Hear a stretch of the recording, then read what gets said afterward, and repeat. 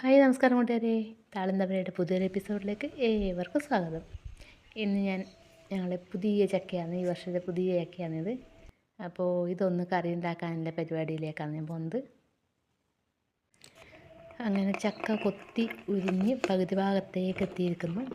ചക്കക്കുരു വരെയുണ്ട്, ചക്കയുടെ കൂഞ്ഞൽ വരെ എടുത്ത് വെച്ചിട്ടുണ്ട്. ഇത് കറി വെക്കാനാണ്. അപ്പോൾ ബാക്കി ഭാഗങ്ങൾ ഉരിയാൻ വേണ്ടിയിട്ട് അടക്കിടക്കുന്നുണ്ട്. അപ്പോൾ എനിക്ക് ആദ്യം കൊത്തുമ്പോൾ തന്നെയല്ലേ വീഡിയോ പിടിക്കാൻ പറ്റിയില്ല. അപ്പോൾ അതുകൊണ്ടാണ് ഞാനിത് പകുതി ഭാഗത്തേക്ക് എത്തുമ്പോൾ കാണിക്കാൻ വിചാരിച്ചത്.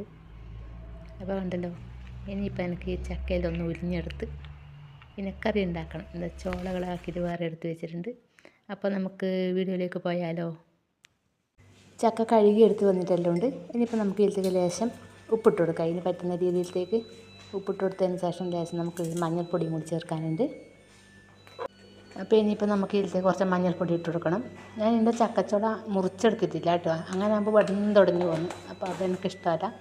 അപ്പോൾ അതുകൊണ്ട് ലേശം മഞ്ഞൾപ്പൊടിയും കൂടി ഇട്ടു.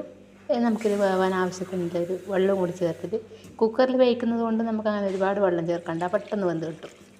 അപ്പോൾ നമുക്ക് അതിൻ്റെ വെള്ളം കുരുവും കൂടി വേണ്ടതിനനുസരിച്ച് വെള്ളം ചേർത്തിട്ടുണ്ട്. ഇനിയിപ്പോൾ നമുക്കിതൊന്ന് അടച്ച് വെച്ച് വേവിച്ചെടുക്കാം. ഒറ്റ വിസിൽ മതി.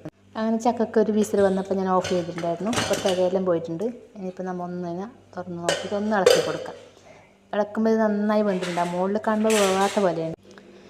ചക്ക നന്നായി ഇളക്കി കണ്ടില്ലേ, ഇപ്പോൾ നന്നായി വെന്തില്ലേ. നമ്മൾ മൂട് തുറക്കുമ്പോൾ വിചാരിച്ചിട്ട് വെന്തിട്ടാന്നില്ലേ അല്ലേ, അതൊന്ന് കയ്യിലിട്ട് ഇളക്കുമ്പോൾ വെന്തൊടയും.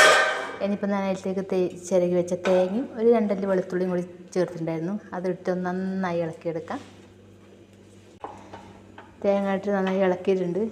ഇനിയും ഇളക്കണം. അതിപ്പോൾ നമ്മൾ വറുത്തിട്ട് വരുമ്പോൾ ഒന്നും കൂടി ഇളക്കുമ്പോൾ നല്ല സെറ്റായി വരും.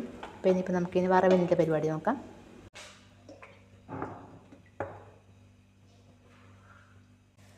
ഉഴുന്നുപരിപ്പ് നന്നായി പൊട്ടി വരുന്നുണ്ട്. അതിലേക്ക് കുറച്ച് കറിവേപ്പില ഇട്ടു.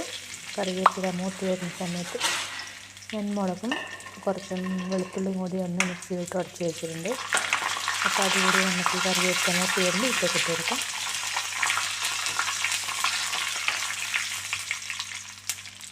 മുളകും വെളുത്തുള്ളിയും കൂടി പൊടിച്ചതാണിത്.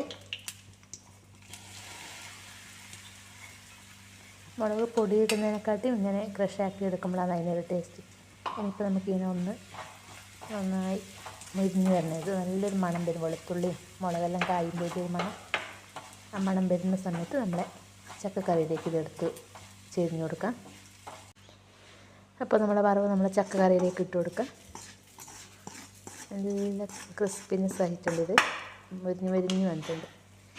ഇപ്പോൾ നമുക്കിതിനെ ഒന്ന് ചീനച്ചട്ടിയിലേക്ക് ഇട്ട് അതിൻ്റെ ഇതെല്ലാം എടുത്തതിന് ശേഷം ഒന്ന് അടച്ച് വെക്കാം.